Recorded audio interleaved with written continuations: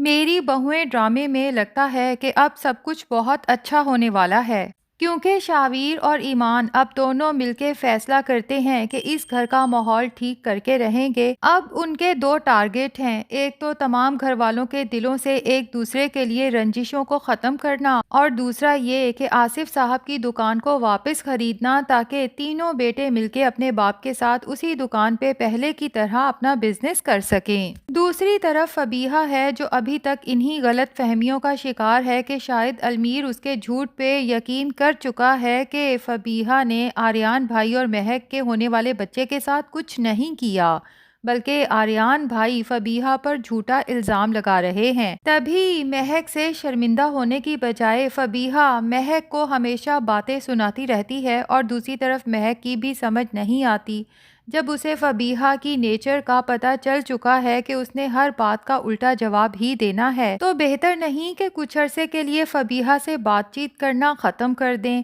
لیکن مہک تو جان بوجھ کے لگتا ہے کہ فبیہہ کو چڑھانے کے لیے اس سے ایسی باتیں کرتی ہے کہ فبیہہ بھی پھر آگے سے مہک کو ٹھیک ٹھاک جواب دیتی ہے، جس کے بعد مہک خود کو مظلوم شو کرانے کے لیے کبھی آریان کی طرف دیکھتی ہے تو کبھی ایمان کی طرف، جیسے مہک بہت مظلوم ہے اور اسے پتہ نہیں تھا کہ فبیہہ اسے آگے سے ایسا جواب دے گی۔ حالانکہ فبیہہ نے تو اپنی نیچر کا شروع میں ہی بتا دیا تھا، اس نے تو کبھی گھر والوں سے اپنی چالاک نیچر کو چھپایا ہی نہیں۔ جب شادی ہو کے آئی تھی تبھی عنبر بیگم سے کہہ دیا تھا کہ مجھ سے کسی قسم کے کام کی کوئی امید نہ رکھیں، کیونکہ میرے گھر میں نوکروں کی ایک فوج ہے جو میرے ایک اشارے کے منتظر ہوتے ہیں اور میرا ہر کام کرنے کے لیے ہر وقت حاضر ہوتے ہیں۔ لیکن مہک کو اس کے باوجود جیسے ہی گھر کی ذمہ داری سونپی جاتی ہے تو سب سے پہلے وہ فبیہہ پر ہی اپنا رعب جماتے ہوئے اسے کام پہ لگاتی ہے،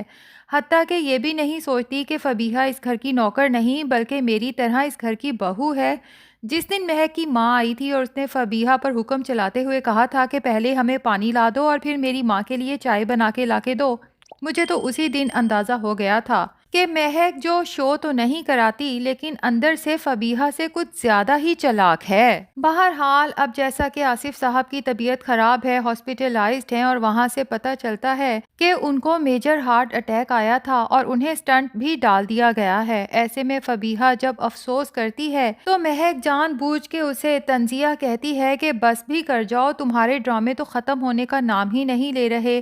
تم کس منہ سے ابو کے لیے افسوس کر رہی ہو جبکہ سارے فساد کی جڑ ہی تم ہو، ابو کی یہ حالت بھی تمہاری وجہ سے ہوئی ہے، بلکہ اس گھر میں جتنے بھی مسائل ہوتے ہیں اس کی اصل ذمہ دار تم ہی ہوتی ہو، تم تو اس گھر کا بٹوارا کرنا چاہتی تھی نا۔ تو ایسے میں فبیہہ بھی مہک کو اچھی خاصی سنا دیتی ہے کہ اچھا تو آپ پھر کس خوشی میں ابو کے لیے اتنی افسردہ ہو رہی ہیں، آپ بھی تو اس گھر سے کہیں اور شفٹ ہونا چاہتی تھیں اور آپ کے شوہر نے تو فلیٹ بھی پسند کر لیا تھا۔ تو ایسے میں ایمان ہی ہے جو دونوں سے سمجھدار بھی ہے اور سچ میں اس گھر کے لیے مخلص بھی ہے، دونوں کو چپ کرواتی ہے کہ اس موقع پہ تو کم سے کم ایک دوسرے سے جھگڑا نہ کرو۔ دوسری طرف المیر جو اپنے بڑے بھائی آریان کے پاس بیٹھ کے افسوس کرتا ہے کہ واقعی ہی ہمیں جھگڑا نہیں کرنا چاہیے تھا، ہم نے بہت بڑی غلطی کر دی، جبکہ آریان بھی المیر سے کہتا ہے کہ چلو میرا جو نقصان ہونا تھا وہ تو ہو ہی گیا، لیکن مجھے بھی بڑے ہونے کا ثبوت دیتے ہوئے تمہاری بات کا اتنا برا نہیں منانا چاہیے تھا۔ تو اتفاق سے فبیہہ ان دونوں بھائیوں کی باتیں سن لیتی ہے اور دل ہی دل میں پریشان ہوتی ہے کہ اگر ان دونوں بھائیوں کی آپس میں صلح ہو گئی، انڈرسٹینڈنگ ہو گئی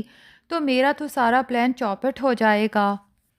فوراً ان کے سر پہ پہنچ جاتی ہے اور تنزیہ کہتی ہے کہ واہ بھائی واہ، بڑا بھائی چارہ دکھایا جا رہا ہے۔ المیر کو فبیہہ کا یہ انداز پسند نہیں آتا تو اسے چپ کروانے کی کوشش کرتا ہے، لیکن وہ فبیہہ ہی کیا جو چپ ہو جائے، الٹا المیر کو باتیں سنانے لگتی ہے کہ واہ بھائی، آپ تو اپنی بیوی کی بے عزتی بھی بھول گئے جو آپ کے بڑے بھائی نے کی تھی، میرے اوپر کتنا برا الزام لگایا اور ساتھ ہی مجھے دھمکیاں بھی دیں، آپ بھلا یہ سب کیسے بھول سکتے ہیں المیر؟ میری بات کان کھول کے سن لیں کہ میں اپنی انسلٹ نہ تو خود بھولوں گی اور نہ ہی آپ کو کبھی بھولنے دوں گی۔ اب سامنے بیٹھا آریان دل تو اس کا کرتا ہے کہ فبیہہ کو ایک بار پھر آئینہ دکھاتے ہوئے اس کی حقیقت بتا دے، لیکن فی الحال وہ گھر کا ماحول مزید خراب کرنا نہیں چاہتا، تبھی وہ وہاں سے اٹھ کے چل دیتا ہے، لیکن المیر کا صبر بھی اب جواب دے جاتا ہے۔ تبھی وہ فبیہہ سے کہتا ہے کہ تمہیں کیا لگتا ہے جو جھوٹ تم نے مجھ سے بولا تھا میں نے اس پر آنکھیں بند کر کے یقین کر لیا اور حقیقت سے ناواقف ہوں۔ میں ساری حقیقت جان چکا ہوں فبیہا کہ تم نے جان بوجھ کے مہک بھابھی کو سلپ کرنے کے لیے وہاں پہ آئل گرایا تھا،